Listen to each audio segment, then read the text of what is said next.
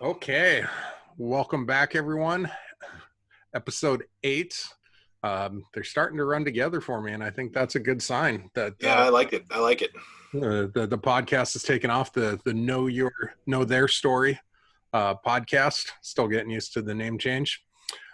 Today, we have another special episode in that we are breaking out of Apache Troop and expanding like we've been hoping to do the whole time to know everyone's story. With us today is Jim Andersen.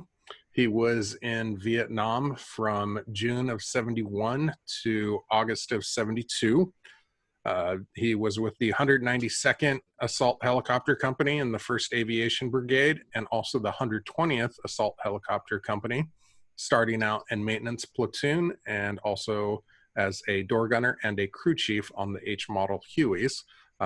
Thank you for joining us, Sergeant Jim Andersen. Happy to be here. I'm glad to have you. And you're in New Jersey, correct? That is correct, yes. All right. Did you grow up in Jersey?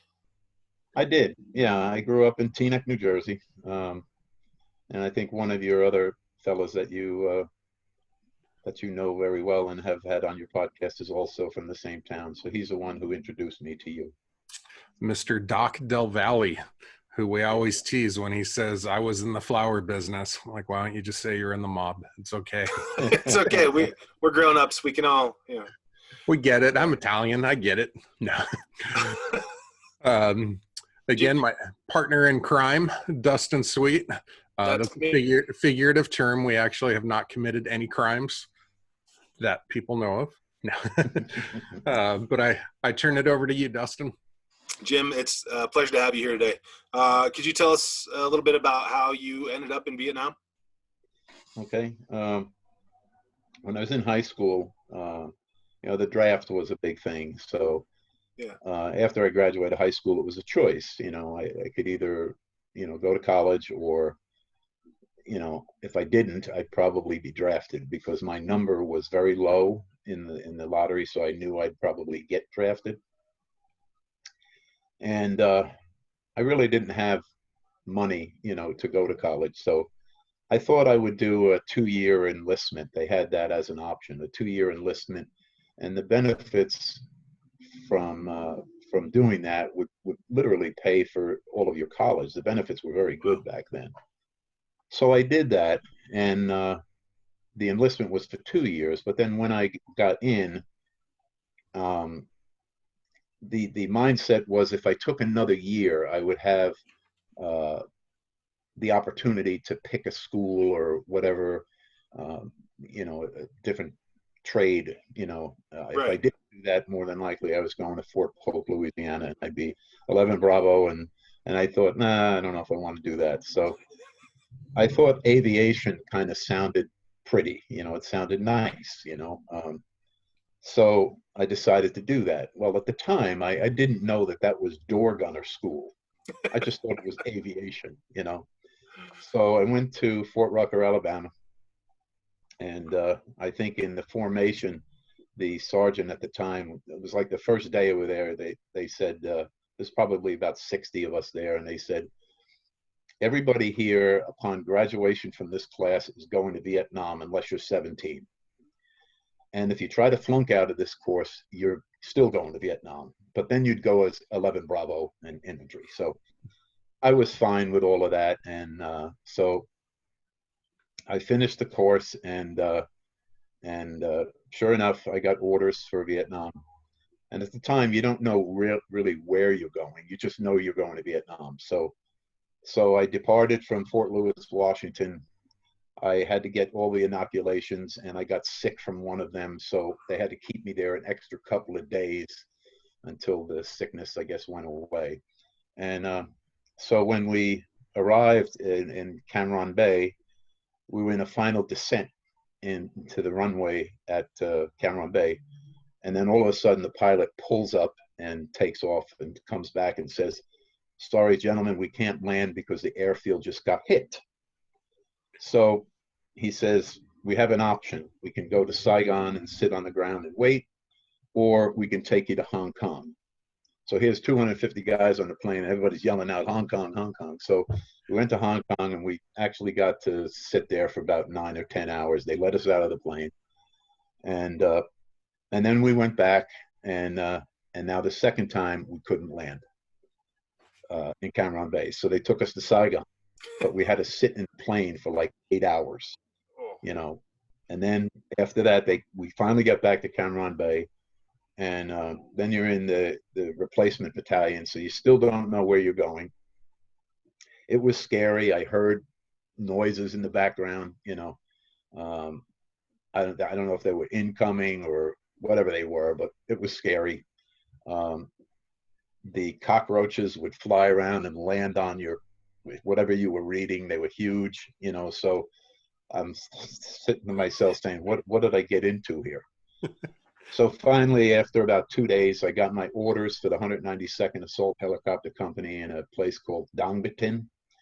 Dang Batin was just south of Pleiku and west of Cam Ranh Bay. You know, like if you drew that coordinates, it'd be, you know.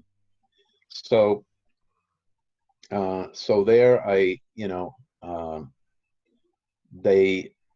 went into a maintenance platoon. So I didn't really fly as a gunner at that time, pretty much in the maintenance platoon, which I really found helpful when I started to fly later, because it really gave me a good knowledge, good working knowledge of the mechanical ability of the Huey. And I mean, we changed a lot of rotor blades and tail rotor blades, and you know, short shafts, transmissions. A lot of hydraulic servos and stuff like that, which, you know, when you're flying and if you have a problem, it certainly helps you if you kind of know what you're doing. Right. So, and I kind of always had a mechanical ability, so everything seemed to come natural to me. Nice. I did fly a few missions with the 192nd. I flew with the God Squad, which was Sundays taking the chaplain out into the field, and they do services and stuff like that, and a couple of resupply missions. But primarily, I didn't fly on an everyday basis, not until I got to the 120th. So I remember Christmas of 91. I mean 71, and I think it was right after that I got transferred to the 120th. When I was there, I was a crew chief. No, I was a door gunner first for about 2 months, and then I crewed the ship. So worked every day, had various types of missions. You know, no two were the same. You know, one day you would be doing resupply missions to U.S. troops. Maybe it was a mail run. Maybe it was delivering CRATs or ammunition or something like that. Another day might be resupplying to ARVN troops. We did a lot of that. There was a few times we even worked with the Australians. So every day was different. We flew to different locations every day. Usually when I talk to other vets and they tell me where they were stationed, I usually reply with, yep, I've been there, you know. So just gone to a lot of different places. Some of the missions we referred to them as Charlie 3 missions. They were missions where you could expect to have some kind of engagement, that there was, you were going to enter into hostile territory. But even on all the other missions, I think the biggest fear that a crew chief has and a gunner, and it probably didn't bother me too much when I still had 8 months left to go, because I think a lot of guys, you know, you just knock on wood and say to yourself, well, maybe someday I'll go home, you know. Right. So every day for me, there was a fear of, will I get shot? You know, will we get hit? You know, will we go down? You know, so you always had that fear. More so when I started to get into that 90-day short timer time period, and you start really thinking about it, and you don't necessarily want to volunteer for Charlie 3 missions, you know, but you kind of more or less had to volunteer, because if you didn't sit well with the rest of the guys, you know. Right. Right. Get voluntold. So, so No, just peer pressure, right? Like if you're not yeah, going to volunteer, then you're not going to go. Then we can't trust you. yeah. And then some of the missions that we did, the 120th was a battalion headquarters, so Okay. a lot of politicians and you know different people, generals and stuff, we would fly them to various missions, various places where they would have conferences. So we there were numerous times that we flew into Phnom Penh, and one time I believe it was Senator Connolly from Texas. He was the guy who was with Kennedy when he was shot. So he was a senator at the time, and I guess they had some kind of conferences at the presidential palace in Phnom Penh. So we made several trips there. And that's like one of those pictures that I sent you.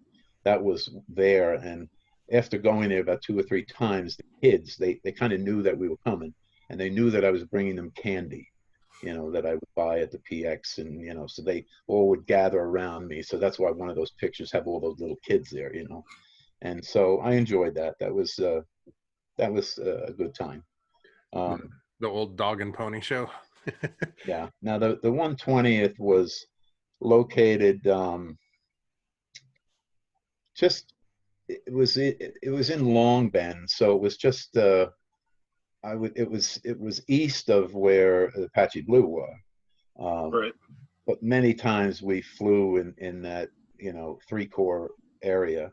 Um, the mountain Nui Badin was a big mountain close to where Apache Blues were. Um, Never really did any work for Apache Blues because they had their own helicopters. So we really pretty much supported everybody else. Right. Um, so I don't know. Just ask me questions. Yeah, we were talking before. We were talking about kind of engine maintenance. What's a crew chief's day like? You, would you mind walking me through that again? Just like Sure. because you're the last eyes on the machine before it flies, right? Yeah. Yeah. We do a pre-flight in the morning. Make sure everything is okay. You take oil sample. You usually do your oil samples in the post-flight at night. Okay. So in the morning, you check everything to make sure everything is functional, ready to fly. You want to make sure that you do visual inspections of your tail rotor, um, your short shaft, your drive lines, your transmission. Underneath the helicopter is a round hole, and inside there, it's directly underneath the main shaft and the transmission. Right. And in there is all your hydraulics, so all your servos and everything. And they kind of refer to it as the hell hole because when you're in there, it's greasy, it's dirty, things are dripping. So you go in Right. there with a flashlight and you check everything. You make sure that fittings are secure, that there's no drips, no leaks. Make sure that everything's functioning. So that's pretty much what you do. And obviously, you make sure you have fuel. That's important. You make sure you have ammunition. You make sure that your guns are working properly because you never know. Right. A lot of times you're in an area where we didn't even have to. I mean, there were times where I would go a week or two without ever firing a bullet. But then sometimes you never know. You'd be in an area where you think it's going to be peaceful and calm, and when you're at 2,500 feet and somebody shoots an AK-47 at you, you hear it. At 2,500 feet with the rotor blade and everything else, you hear it. You can actually hear it. And if it hits the tail boom or something like that, it sounds. I don't know how to describe it, but you can hear it. With your helmet on and everything, you can. So And I was telling Rich one time, one of the the the bubble underneath the rotor pedals. We thought that one of the pilot, I think it was the Peter pilot at the time, it went through on the right side, and we thought it was a round, but it was a rock. So we kind of think somebody shot a slingshot, and it was a rock that penetrated. But, at, I don't know, maybe we're doing 75 knots forward airspeed, and you get hit with a rock, it's gonna penetrate that plexiglass, Yeah. housing. That's a So hell of a shot, though. I mean, it's had to be a luck or something. I mean, I can't imagine anything other than a slingshot. I mean, we were low level. I was probably just treetop height. But if you're doing 70 knots or 80 knots, it's like 100 mile an hour. Somebody shoots that, it's just a luck shot. But yeah. it's I kind of mean, scary. those So slingshots, I mean, they have that problem on the southern border with the border patrol. People are like, oh, they're just throwing rocks. I'm like, they're huge rocks and slingshots, and they take out trucks with rocks. yeah, Imagine being that guy, though, who's like, I almost took down a helicopter with a rock. I know. I know. So there were a lot of, so that was the course of a day. We would fly out maybe, let's say it was a resupply or something like that, that we would, in times that we would resupply Army troops, we brought out, sacks of rice and things, food that they eat. And a lot of times we would stay there for an hour, 2 hours. We normally have to refuel. We'd shoot the breeze with some of those guys. They were nice guys. And then sometimes, U.S. troops, signal units and different places.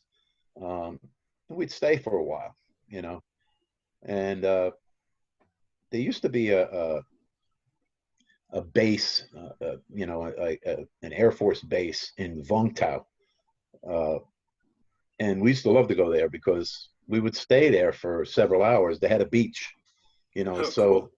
so, that's why I say, flying in a flight platoon, you had, there were benefits. I mean, you would go to areas where, in the South China Sea, where you could take a swim, you know, uh, so each day was different, um, but then there were times also that didn't provide a lot of good memories. Um, maybe having to fly somewhere into a landing zone and pick up body bags, which was not a fun thing to do. And I think that the thing that really affected me a lot was pulling into a landing zone and knowing that you're going to have to walk to that perimeter or run or whatever to that perimeter, and you knew you were going to pick up body bag, and you bring them back, and while you're carrying them over your shoulder, you could feel that it's not, it's in like a piece, it's pieces. Yeah. It might not even be a whole body. And I think the hardest part was when we flew out of there, and I'm sitting there, and I'm thinking, this is somebody's son, or maybe somebody's father, or a husband. And if I dwelled on that too much, it was very sad.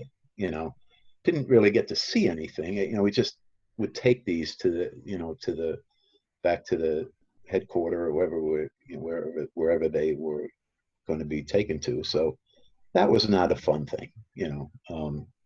I was sad. Uh, and then just things like that. It was okay. I mean, you dealt with what was. Um, it's I had a there was just a lot of times that were good times. So they overshadowed some of the bad times. But Yeah. And I think, like you're saying, you can look at it from the abstract, like, okay, I did this thing and I went and picked up, these bodies, and I just did what I was supposed to do. But, deep down, we're all human beings, and sure.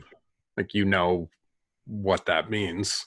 I know that some people want to, I know it's in vogue right now to kind of make fun of the drone pilots who, are sitting in their office in Virginia or whatever, piloting the drones, and how there should be medals for them. It's like, well, yeah, they're in their office, but deep down, those drone pilots know what they're doing. Like Sure. when they Absolutely. drop something on a building, and as a human being, you still have to kind of reckon with that. Um, I do have a question that's been burning in me, for you as a door gunner. Um, we talked to the Blues and how they'd be running back to the helicopter, and those tracer rounds are going right over their shoulder. And the tracer's every fifth round. Yeah. So Yes. like for everyone that went over their shoulder, they know 4 more went. Um, the M60s aren't exactly sniper rifles, and they don't exactly go in a straight vector like a laser. That's true. How do you dial that in? Like, you've got to do a close quarter, but you don't have full control. But how do you control that to not hit your guys as they're sprinting? Well, usually you knew, like if you pulled into an landing zone, if you're going to pick them up. That's why, for me, the fear, of wondering whether or not I was going to get killed would only last for 15 minutes. People like Rich had to deal with that for hours at a time.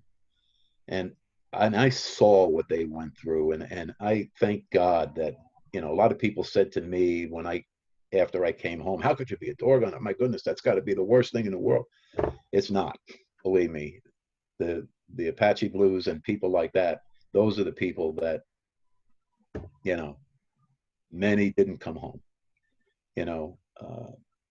I think when I was there, maybe if you go back into the late 60s, a lot of helicopters went down. A lot of crew members were killed. Not as many as when I was there. I mean, they still were issues, but now I just forgot my train of thought. Where were we? Oh, controlling, quote unquote, Oh, controlling yes. the recoil on a 60. Yeah, if we pulled into a landing zone and we were going to pick up some troops, we kind of knew where they were. So many times, the North Vietnamese, if they were in the area and then we landed, like 2 helicopters, or maybe we landed, or 2 Huey models, and maybe there was a C model gunship circling around up above. A lot of times they didn't fire at you because they don't want to give away their position, because we would light it up.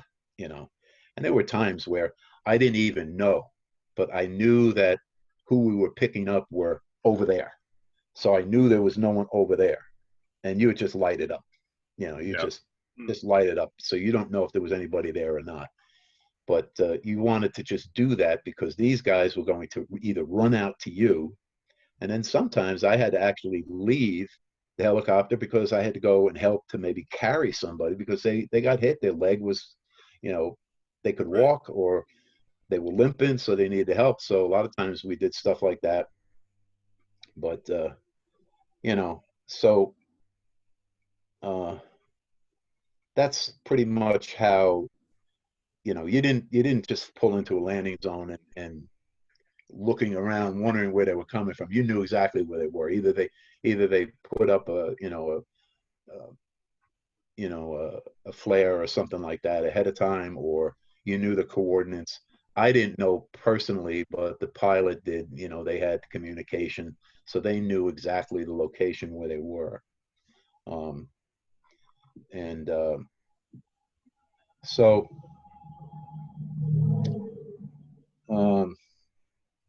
and again, sometimes, like every day, you had to wonder whether or not, I mean, sometimes you didn't even think about it. You just, one time we had to fly out into the Central Highlands section to a mountain yard unit, a place where these nomadic type of South Vietnamese, we'd pull in there, and they're primitive. They had loincloths.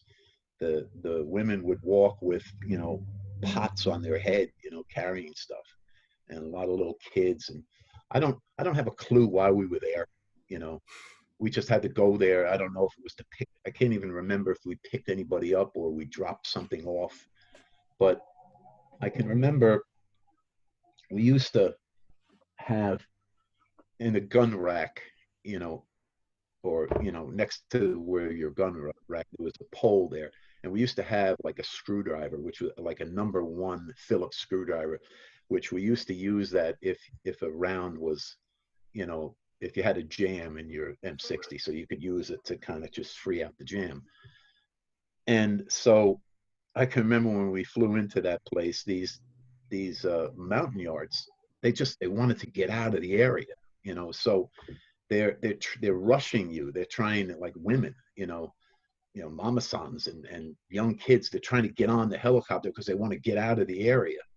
And you know, the pilot would say, "You can't let them on. You can't let them on." So, you know, what are you going to do? So I have take this Phillips screwdriver, and you just kind of not hurt them, but just bop them on the head, you know, because you couldn't let them in, you know. A little gentle, you know, otherwise they, you know. So, you know, that was a sad thing, you know, because I felt bad for them, you know. And I think right before we went in there, we followed some Cobras in there, and the Cobras went in and just, you know, lit up that whole area. So we went in there, and I think we dropped off some supplies or something. I don't even know if there was any U.S. troops there or not. I don't know. We weren't there long. We were there 10 minutes, you know. Yeah. So in and so out. that's the kind of stuff, you know.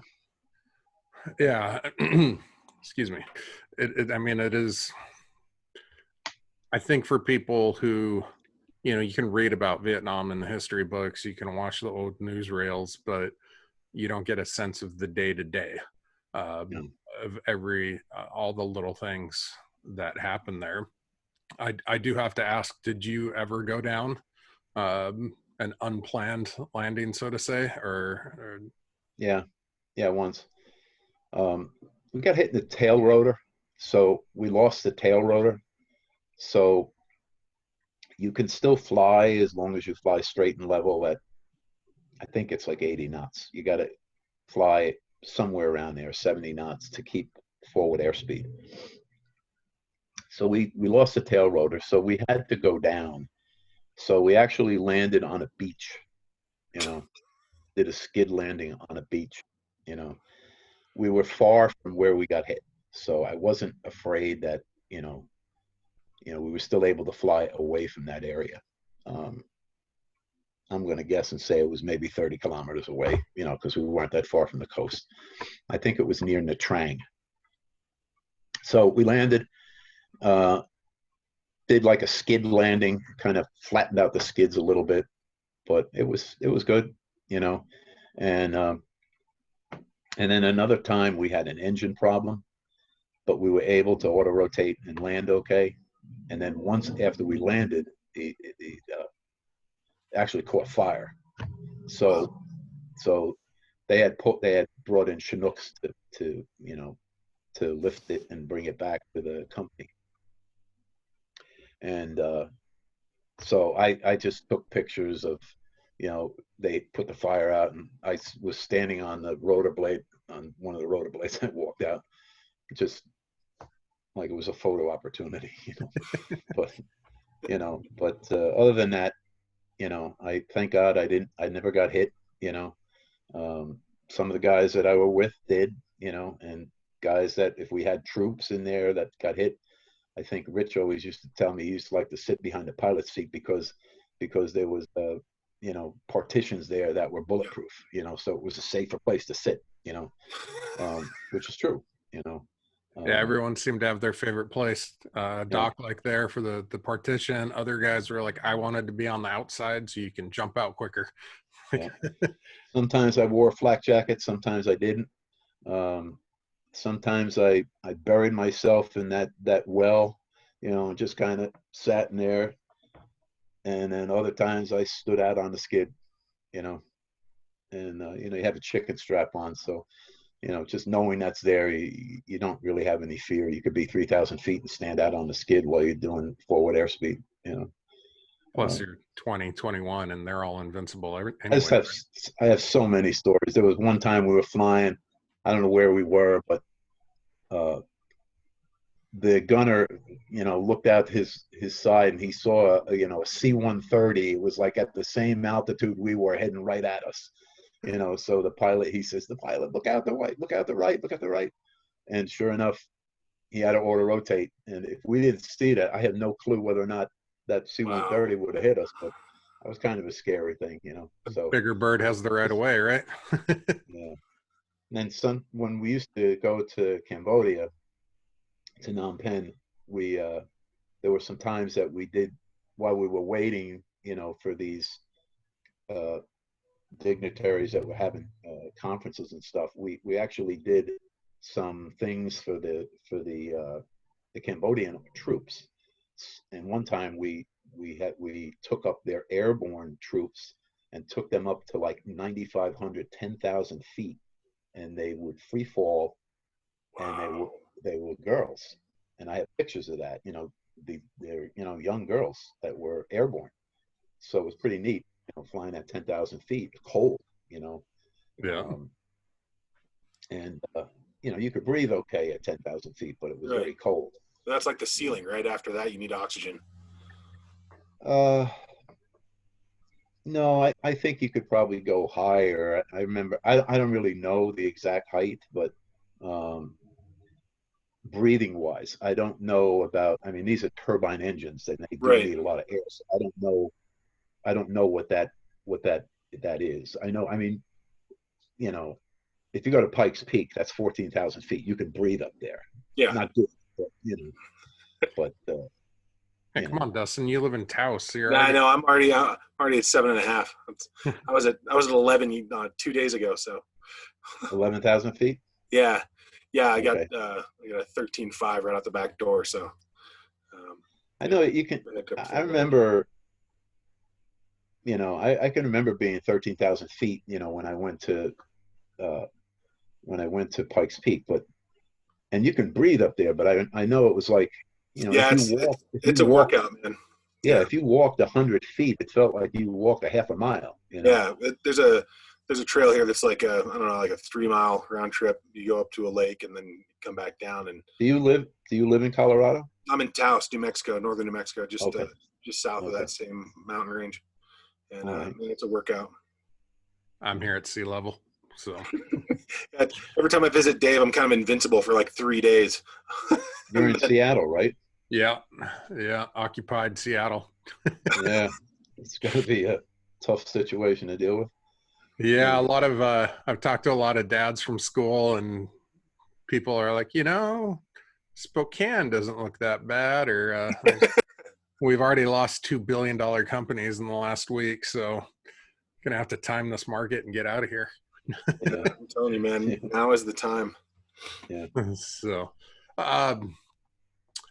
So you went to high school with Doc, correct? I did, yeah. All yeah, right. We were pretty good friends. The funny thing is, I didn't know he was in Apache Blues until probably a year ago. Oh wow! All these years, it's like you kind of lose touch with high school people after high school, and when I got back, we'll get into that, but well, we can go ahead. Let's do it. How did you get back? You took the extra 6-month tour. Yeah, we pulled out.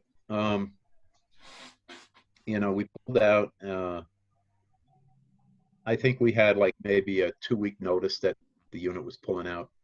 Okay. And so I got my orders to go to report to Fort Hood, Texas, which I really wasn't happy about. So I had requested if there's any way I could be closer to home, to New Jersey. I was a little disappointed because I thought I was going to be able to ETS and get out, but I had to do almost another year. So they did change the location, and and I went to Fort Benning. So still 1,000 miles, but it was better than Texas, right? So I went to Fort Benning, and for the whole time I was there, I didn't even have a job. I did nothing. They had an airfield, but they had no helicopters. So I actually went to flight school. you know, and I certified. I flew a Cessna, a civilian flight school. Right. I flew a Cessna 172 and I certified. I thought maybe I'd be a pilot, for a living, But I had met my wife when I came home, and she made several trips down. I came home a few times. We fell in love. I decided I'm not going to stay in the military. I'm going to get out. Um, I wasn't even there a year because they had a program where I could take a 90-day early out if I served 1 year in the National Guard. So I did that so that I could get out. And when I left Vietnam, I flew from Tan Son Nhut in Saigon, and I can't remember what airline it was, but as soon as we took off, I remember feeling a sigh of relief when I knew that we were at least 10 miles offshore. I was like, first time that I'm feeling relief, knowing that I'm really going home. And so we landed at Oakland Air Force Base. And at that time, it was a long flight. I think we landed, it was like 7:30 at night. I did not want to fly another 6 hours, to New Jersey. So I decided I was going to stay overnight in a hotel. So I did that. How'd that go? Yeah, in Oakland. I went to the hotel. I just got some snacks, went up to the room, and I remember I sat in the bathtub for about 2 hours because it was the first time I was able to take a bath. Normally your showers in Vietnam were a pull string, and I got stories about that. You go to take a shower and there's no water left in the tower, and you're just trying to, that kind of stuff. But so I did that, and I remember I did go down to the bar, and I remember talking to somebody at the bar that, I just got home from Vietnam, and small talk conversation, nothing. It just felt weird. Everything smelled different, like Vietnam has a certain smell. So now when you got back to the United States, it had a great smell. I just remember the difference in the smell of the air. Even in a bar, it was a great smell. Yeah. Just you knew you weren't, in Vietnam, and it was kind of a weird feeling coming home, but worse when I even got back to New Jersey. My high school class was 750 kids. I had a lot of friends. And when I came home, that arrival at Newark Airport, we had to wear our uniform. It was summer, it was warm out. So we had our khaki uniforms on. And my mother picked me up. And I can remember walking down the corridor and there were protesters, and, although they didn't say anything to me, it was the look on their face. It was certainly not a welcome home, and I not that I wasn't even expecting any kind of welcome home, but I didn't expect to see that, Right. And, I knew where they were at. I was on the same page as them at one time. I'm a Woodstock survivor. Before Vietnam, I went to Woodstock, so, and I had hair down here, and so did Rich, we were, so. Wait, do you have a picture of Rich with hair down to his shoulders? No, I don't think so. We're going to need that if you But he do. had long hair. I think we all had long hair back then, but so getting home, and, a lot of my friends and stuff, they knew I was home, and it just felt really weird, especially seeing guys that I grew up with. I felt like I was 10 years older, and it was, most close friends that you were with in high school, you know, they're going to ask you the stupid questions that you just can't answer, you know. And the obvious questions are, did you kill anybody? You know, you're always going to get that. And, you know, and how do you answer a question like that? So, you know, I said, look, you know, if you're asking me if I put notches on my rifle butt, no, I didn't.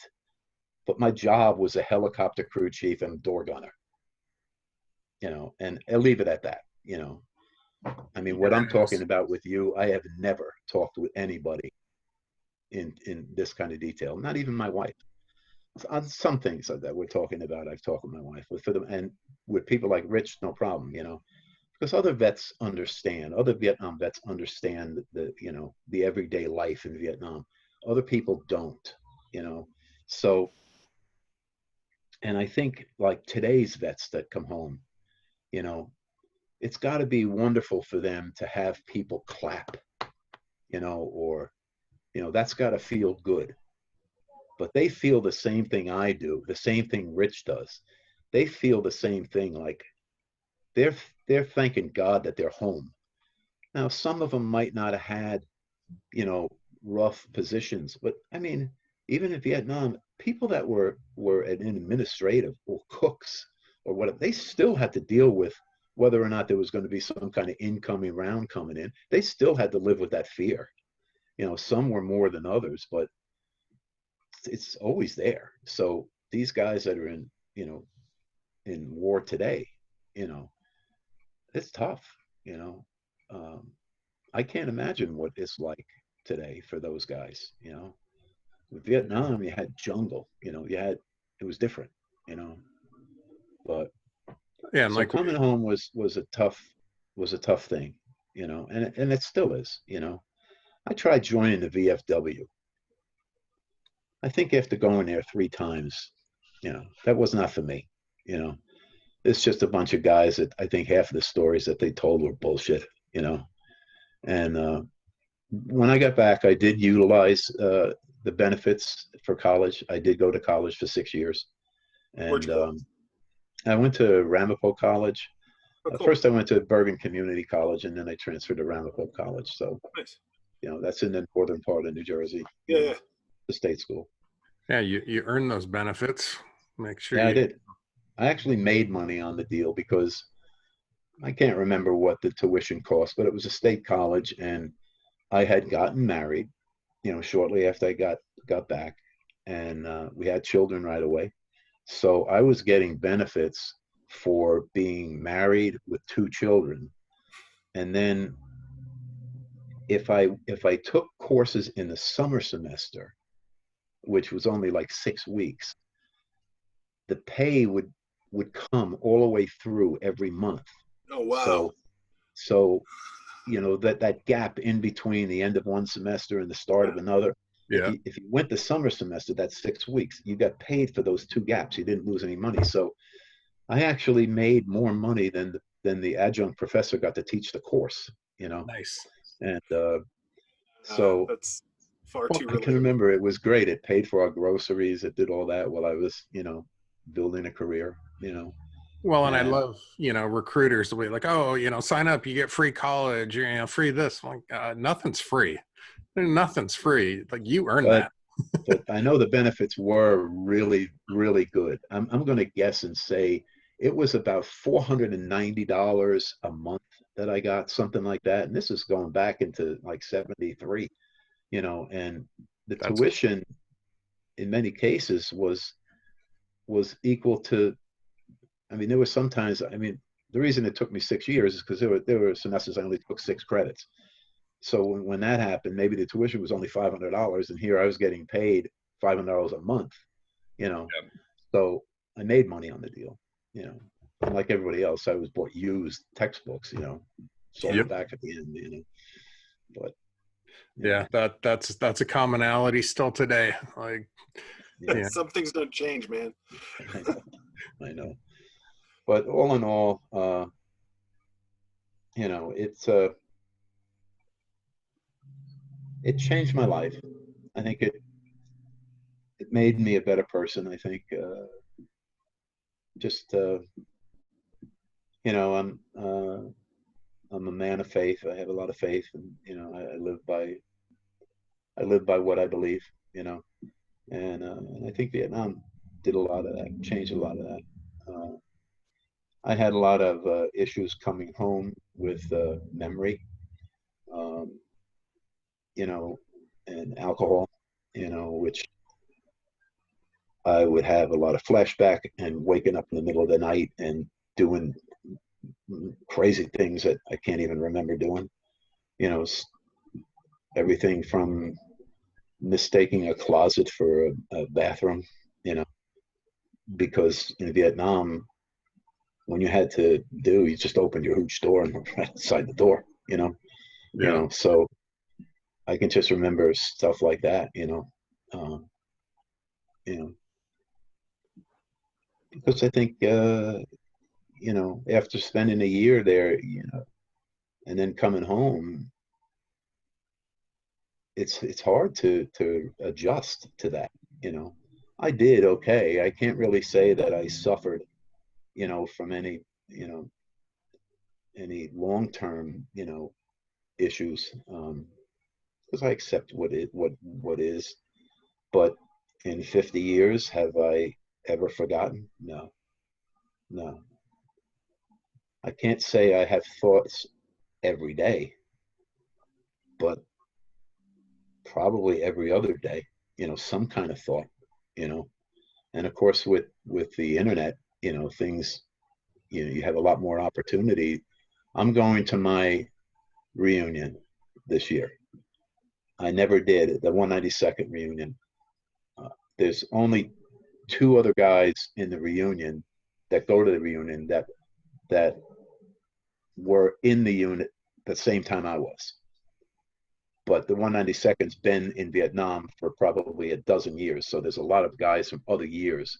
And I always thought the reunion was, well, you know, I don't know anybody, but the guys that I do know, they tell me it's like a big happy family, and you definitely should go. So we are going. It's going to be in October in Columbus, South Carolina. So I'm looking forward to it.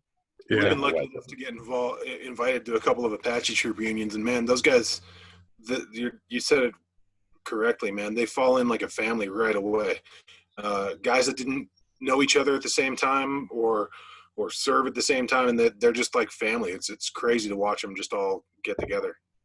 I think the one thing that, you know, in talking with Rich and when he was in his unit, he was with the same guys every day. So Right. he knew them all, first name, last name, what town they from. For me, I mean, I knew other people in the flight platoon, but I wasn't with them every day, only at night. And a lot of times at night, when I got back, I was pooped. I knew I had to get up at 5 o'clock in the morning. By the time I got back to the hooch, it was like I wanted to take a shower and, you know, go to bed, you know. So didn't really socialize a whole lot. So, and everybody, and most people that have been in Vietnam, they'll all say that everybody had nicknames. Nobody knew me as Jim Anderson. I was known as Andy, you know, because of the last name, you Right. know. So like many people thought that that was my name, Andy. And then they said, when I said Anderson, they said, "That's your name, Andy Anderson?" I'd say, "No, no, it's Jim," you know.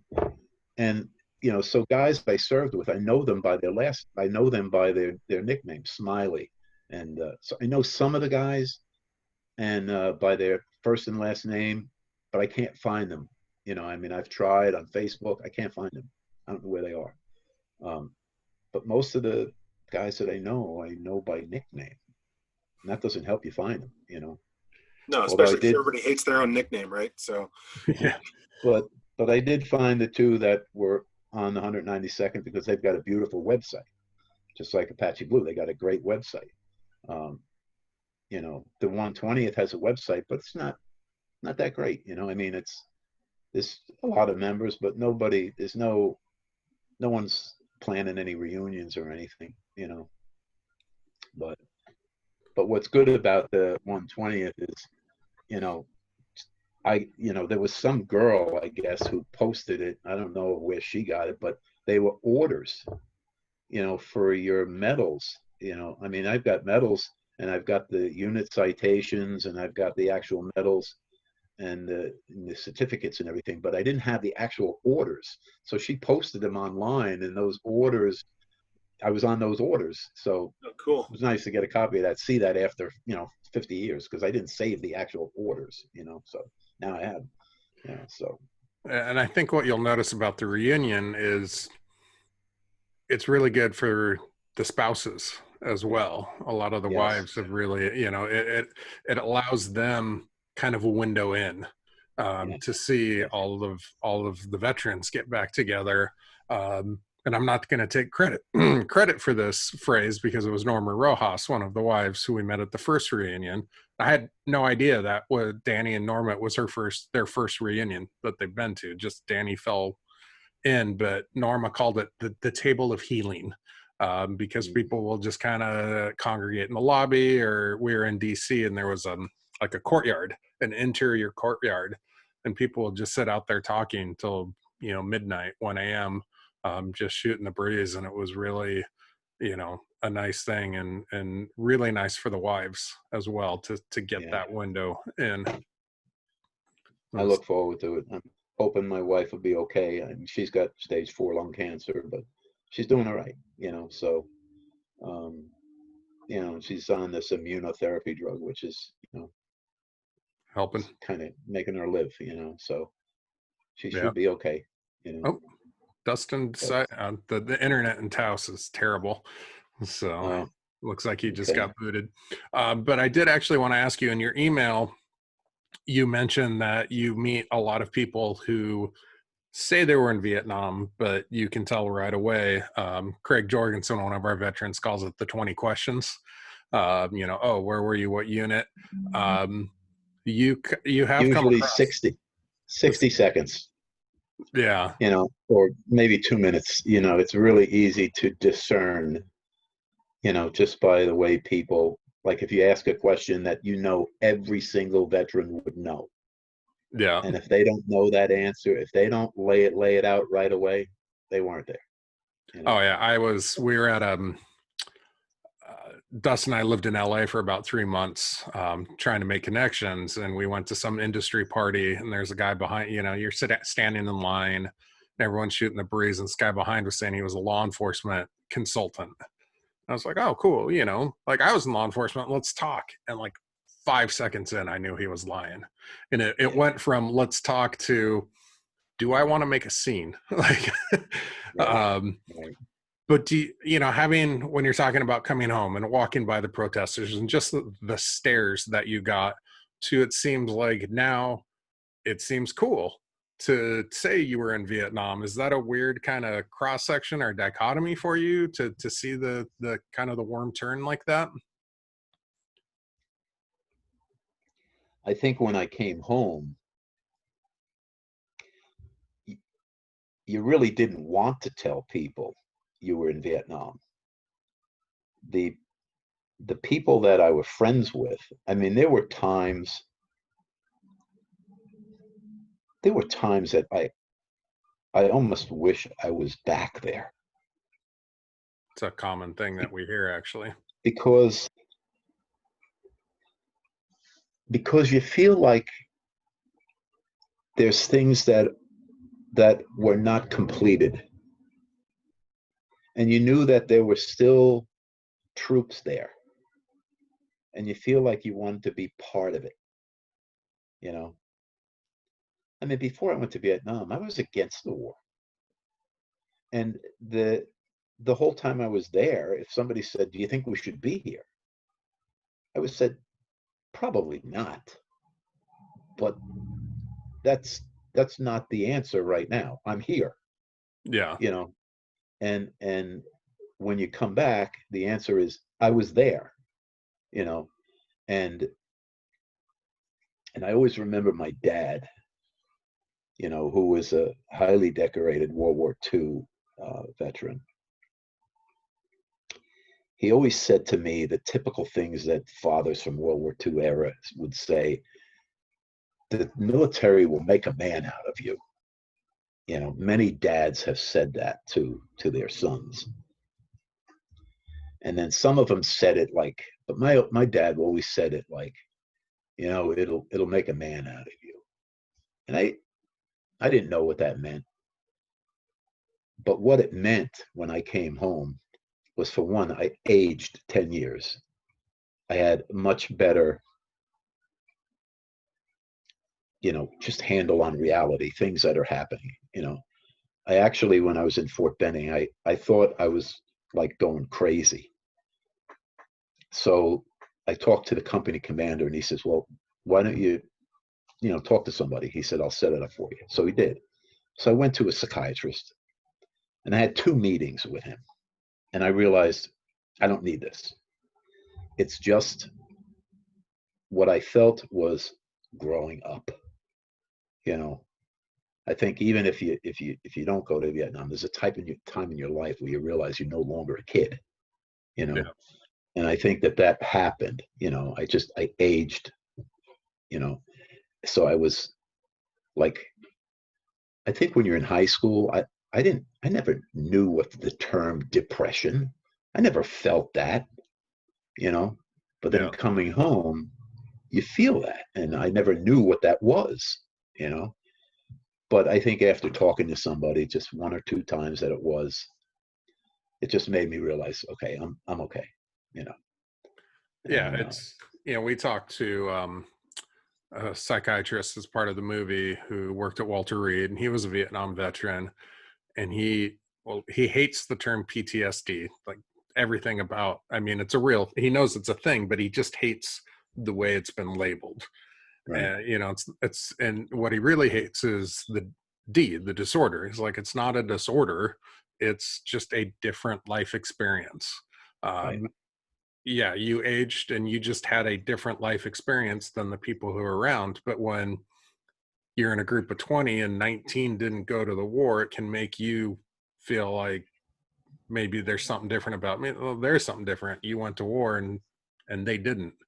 And that's the gap that we're trying to bridge from the other side, though, because the other 19 people can feel like, well, we're all the same. It's like, no, yeah, you need to recognize this. Um, and I think that is starting to see. I see people call it PTS a lot more now. But that's what we're trying to bridge. Like, and you guys, I know that there were people that came home around the same time I did, and for many years struggled. um, Many of them started doing some pretty heavy drugs. You know, that's never been my thing. You know, I struggled a little bit with alcohol, you know, and of course, when I was in Vietnam, some pot smoking, but drugs were never something for me. But I think for some veterans coming home, the drugs probably made things worse, you know, and many of them struggle even years later. And I understand it, you know, I don't, I feel bad, you know, but it's because they can't let go of the memories, you know, that they just, I can stop thinking about that, you know, it's over, you know. I still think about my time there, but I try to focus on the times that I was in Vietnam that were good times, and I did have some very good times. Um, and I know Rich said the same thing. He had times where things were great, you know. So, you know, and Rich seems to have everything together. You know, he came home. What does he do? He sold flowers or he something like worked that. he worked in the wholesale flower business, like the Yeah, mob. No, no, yeah, wholesale flowers. Got back yeah, into it within a week of getting home, just back to yeah. work. So And that's funny. what, so that's what people are seeing, though, when you get involved in, absorbed in work, like it's putting it off. And I think that's what the drugs do for people too. It's like, you think Yeah. it's curing, but all it's doing is pushing that off. Like, eventually you got a deal. 2 or 3 weeks ago when we were talking, me and Rich, you know, we talk at night. We were on the phone for like 2 hours. And, you know, I was saying, yeah, you know, I was more friendly with Rich when we were in junior high school, you know. And I remember I said, I remember going to your house, you lived on something lawn. And he goes, yeah, East Lawn Drive. I said, yeah. And I couldn't believe that I remembered that. You know, I mean, I said, I think I went to your house once. Did you have a party or something? How did I remember that? I have no idea how I remember that. But that's 55 years ago, and I remember the street he lived on, but we weren't really that close of friends, you know. Yeah. But you know, but we had some good times in those years, you know, that we've been able to recall since we've reconnected.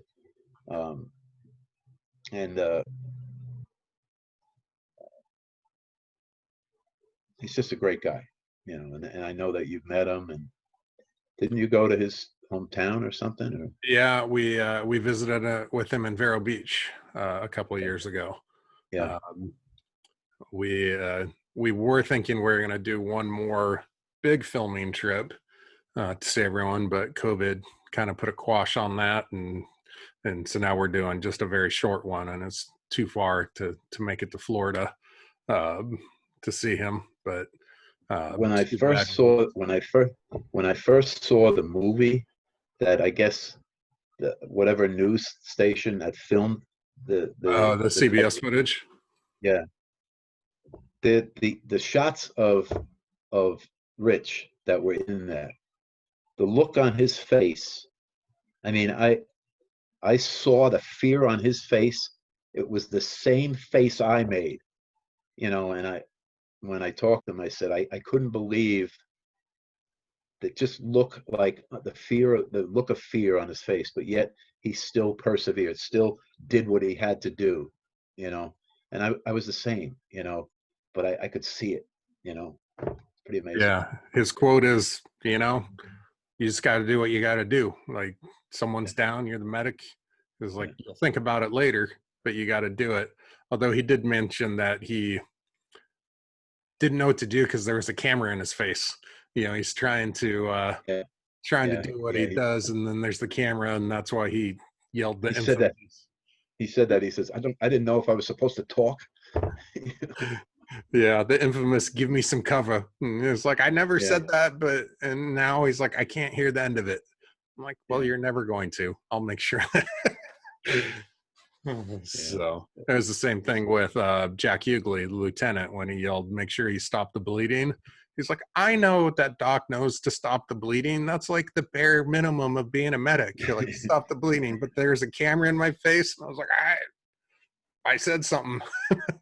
I know. I know. So yeah, that's a very definitive day in their lives. I think Yeah.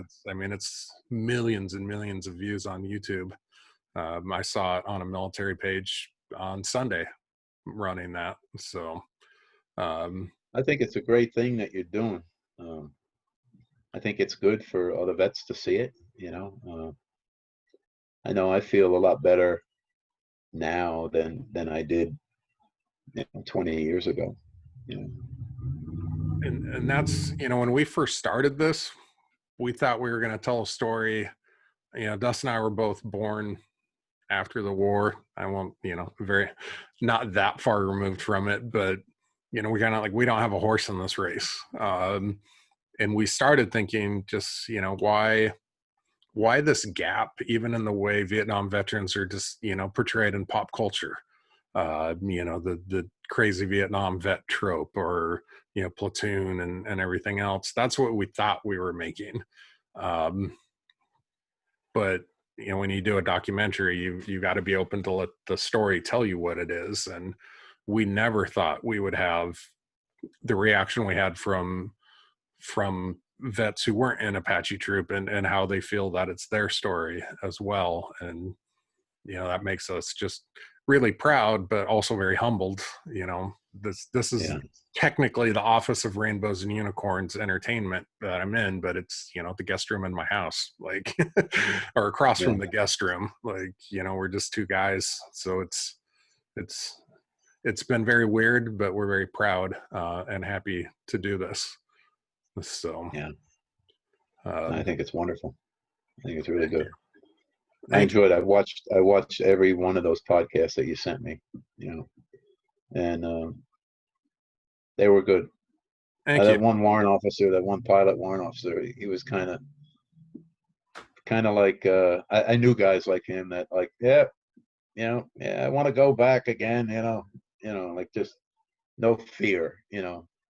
they just didn't have any fear, it was like, you know, where I had fear. I mean, I didn't show it, but I worried about it. I worried about it every day, Was whether it or just not, kind of like, you know, you got to accept, like, if you get hit, you get hit. Like, you can't sit there and force the bullets away from you. You just kind of got to yeah. go, right? Is that how you would look at it? Yeah, I mean, there were times where, you know, uh, mostly small arms, somebody shooting AK-47 or whatever, and we got hit a few times, like, like the fuselage would get hit, and I always worried about, like, because there's five fuel cells, so if you get hit in a fuel cell, it's okay. It's going to switch to another one. You're not going to have a problem. But it was always scary if you got hit in the tail rotor, or if if a pilot got hit or something like that. And the biggest fear was I felt very safe if we were flying at treetop height, because if you're only 50, 60 feet above the ground, I don't know if you're a hunter, but trying to shoot a duck, with a 22 would be like almost impossible. Yep. He's flying, when you're flying at treetop height and you're doing 80 knots, 70 knots. I mean, a lot of times you can't even hear the helicopter until it gets, you know, You got you a just hear the small whoop, whoop, window. whoop, whoop, So but the fear was if we were flying back from Cambodia and we were flying at 3,500 feet, or 4,000 feet, you had to constantly watch because you were looking for heat-seeking missiles, you know. And if you weren't watching, it's going to hit you, you know. If you see it coming at you, you can auto rotate. That missile's not going to go like that, you know. Yeah. So you drop and it's going to overshoot you. But that was always the fear, because if that hits you, you're done. You're gone. Yeah. I think And movies give the wrong interpretation that the missile will follow you, whatever I you're. think the technology today is probably a lot better that it can do stuff like that. But back in the 70s, it wasn't. I don't think it was that fine tuned. Yeah. Um, and then that's why when I was there, what they did was with the exhaust on the Hueys, the exhaust port would come straight out the back. Then Bell Helicopter came up with a deflector that now it would cause the exhaust to come out and up, like on a maybe 50-degree angle, with the mindset that the exhaust would hit the rotor blades and the rotor blades would wash the heat away, which in theory, it sounds great. The problem with it was when you flew in a helicopter with both doors open, the exhaust would just funnel through and all you'd be wiping your eyes, it was horrible, Yeah. So eventually they took that deflector off, because the crew just couldn't fly with that on, They were you know, solving one problem and creating a worse one. creating another. Yeah. Yeah. But Um, you know, we always do like to ask. Well, there's two questions we like to ask. We're looking for the person, talking to the protesters here who thought it was a good idea to protest the troops, like it was their fault they were there. Uh, are you the one who declared war on Vietnam? This was all your idea?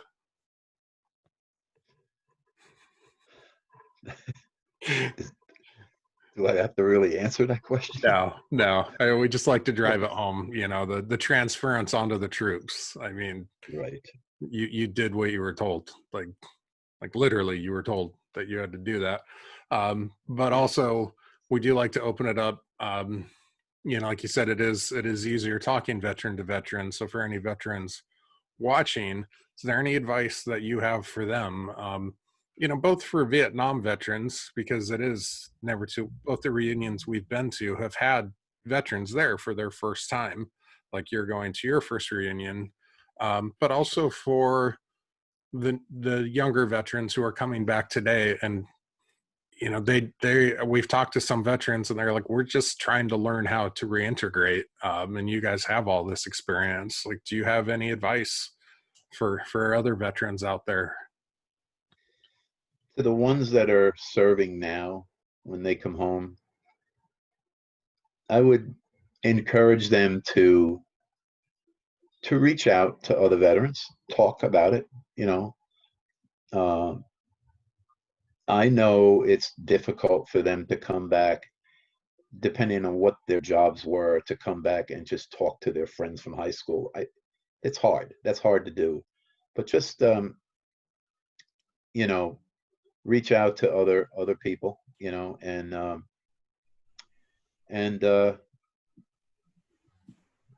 for me, I have a lot of faith. I have a lot of faith in God, so that really changed my life. And I got involved with the local church, and I mean, that might not be for everybody, but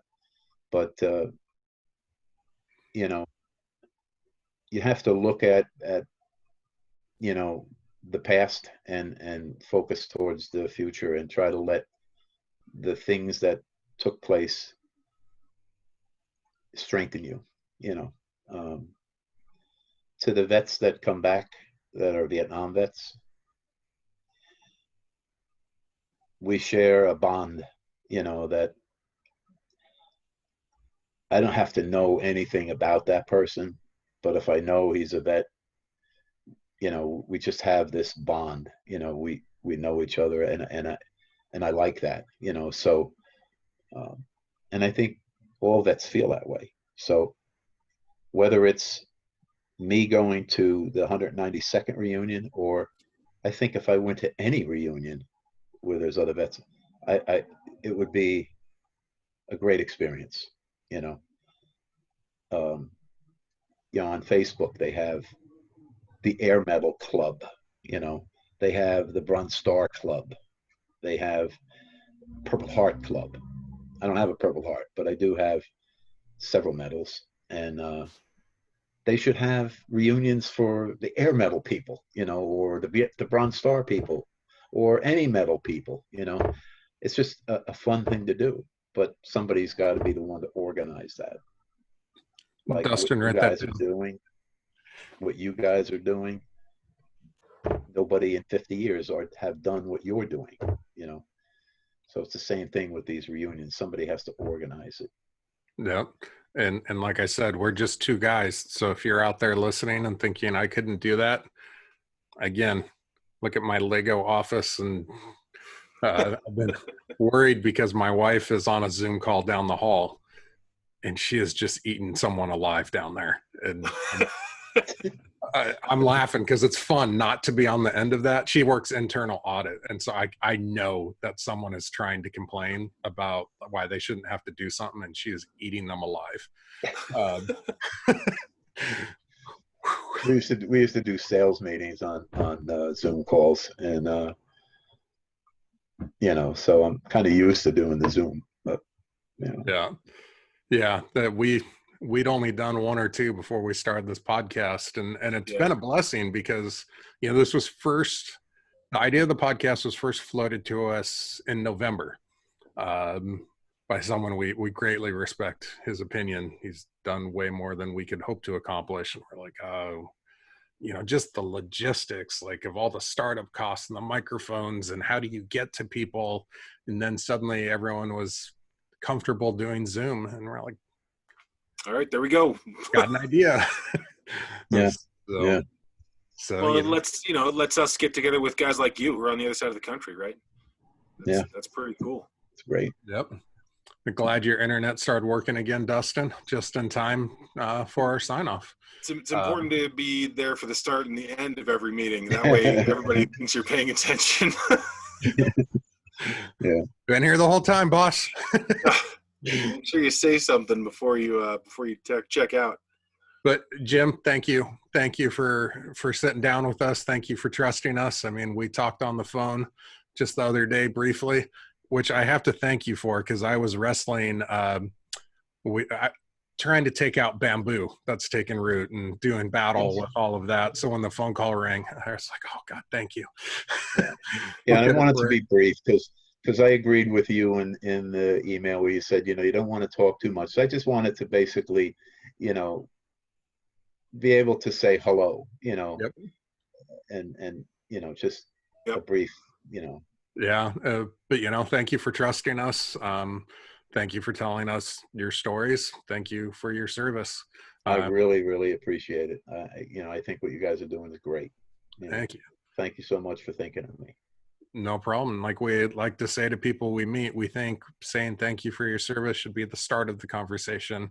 And too many people think it's the end. Like, oh, I said thank you for your service, I did my thing. It's like, no, thank you for your service. Like, tell me about it. I'd love to hear it. That's all. That would make so It much. was probably 35 years before I heard that term. And I'm glad that you're hearing it, and that it's apparently your service is cool enough that people want to pretend to have been there. Yeah. So, Dustin, I'll give you the sign off. Oh, great. If you're paying attention to us online in some way, shape, or form, thank you for being here. If you're on YouTube or Facebook, please reach out and click the like button. Follow along with us on our next crazy adventure as we interview people across the globe about their service. If you're watching along at the premiere of this on Facebook, it's going to say that the connection is disconnected, but it's not. It's just over. Yeah. Thanks for tuning in, everybody. Go ahead and Jim, stay thanks with again us. for being here, man. I really appreciate it. Yeah, Am I still on the air, or did you end it? I'm gonna end it here, and let's stay on the line. But I'm gonna end it here in 5, 4, 3, 2, 1.